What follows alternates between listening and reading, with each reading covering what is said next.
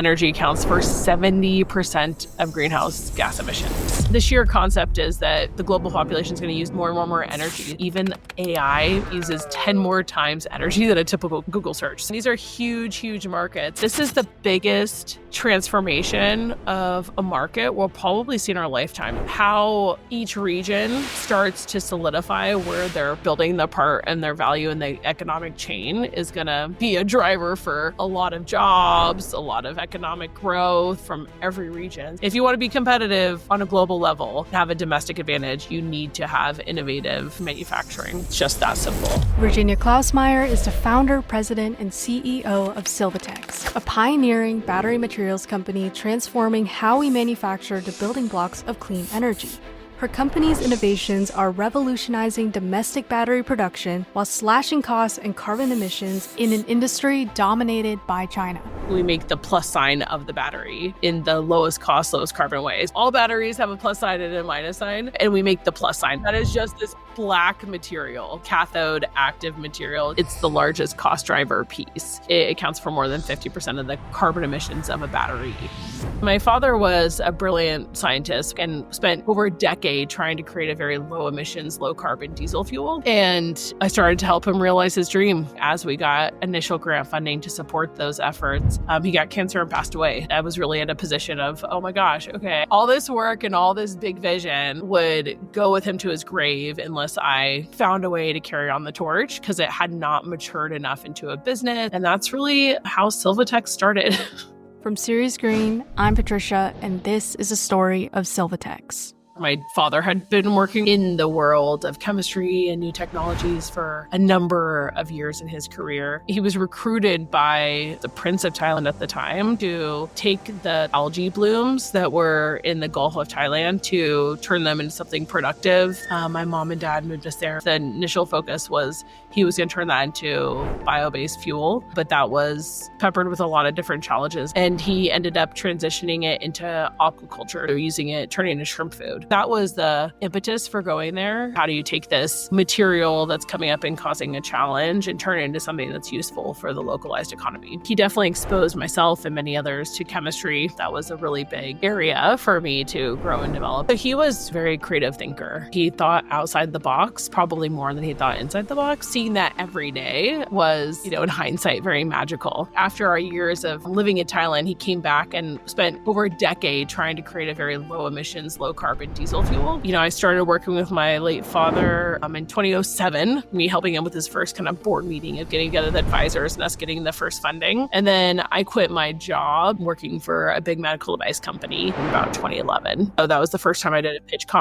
big pitch in Silicon Valley and won that award. And from there, it was kind of like off to the races. Sylvatex, simple, flexible manufacturing, transforming the battery sector. When we launched it, the initial work my father had been working on was low carbon, low emissions fuels. And over the years, we realized that feeding into the petrochemical space is just a really big challenge. In reflection, my father was this brilliant chemist, but he hadn't really been successful in the business land. And so I really spent energy to create a framework and think about how do we do as much as possible with as little as money as possible? How do you leverage these institutions and all their collective knowledge and resources so that we don't have to build as many of the pieces ourselves and that we can iterate and move as fast as possible. California has been bullish on electrification and moving towards clean energy for decades, right? The state continues to be very focused on that. So I think with both of those things, really in a few years after we really got up and going in our early financing, we realized we needed to pivot. The focus of the organization is to really create big emissions change. And when we do industrial manufacturing, where can we focus that massively reduces the carbon emissions? And, the concept, of course, moved into, well, your renewable energy revolution,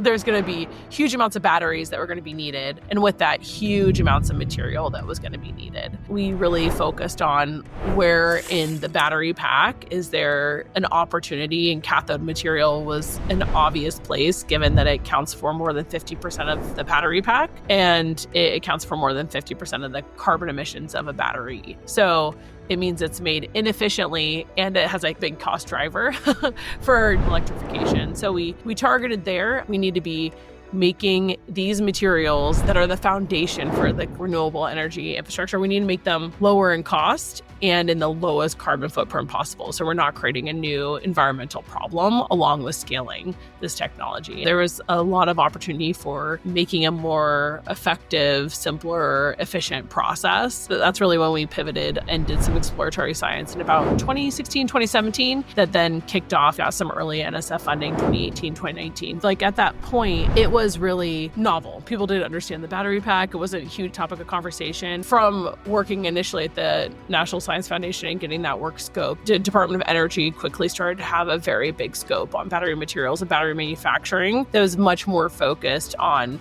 domestication. How do we secure jobs? How do we secure our position as a country in this very important ecosystem?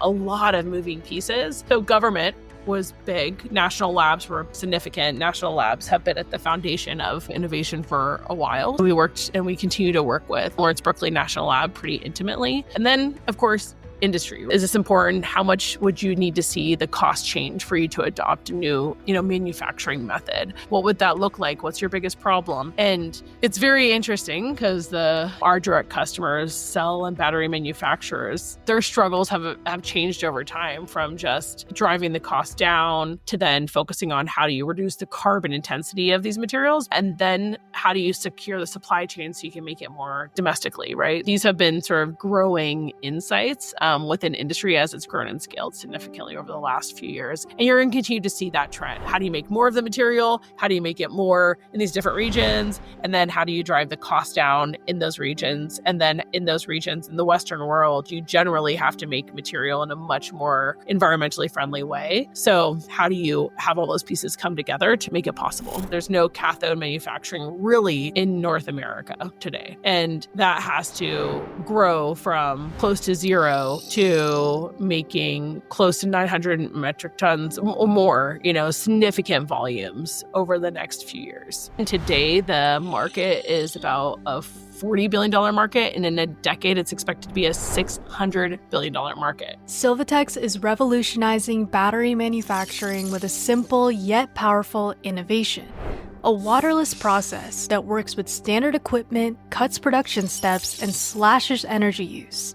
Their versatile system can produce both LFP and NMC cathode material, making it a game changer for the entire battery industry. That our process would be used ubiquitously all over. Ultimately, you're driving lower cost and also having a lower carbon profile for your battery pack. And then hopefully over time, be more efficient in incorporating recycled materials into the system, creating this future-proofed system that gets cheaper and cheaper as time goes on. And for all of our work, we have to not only manufacture this cathode material, but then we need to put it in a battery pack and then test it. So we are doing that cycle on a daily basis. And then we just scale that larger and larger scale with working with end customers on their battery packs and their specific use cases. In the supply chain, you have the input materials for a lithium-ion battery. You have the lithium, the nickel, the manganese, the cobalt for the cathode. Those materials are mined all over the world. The Americas has a pretty good supply of lithium. That is now starting to be extracted in lots of different mechanisms.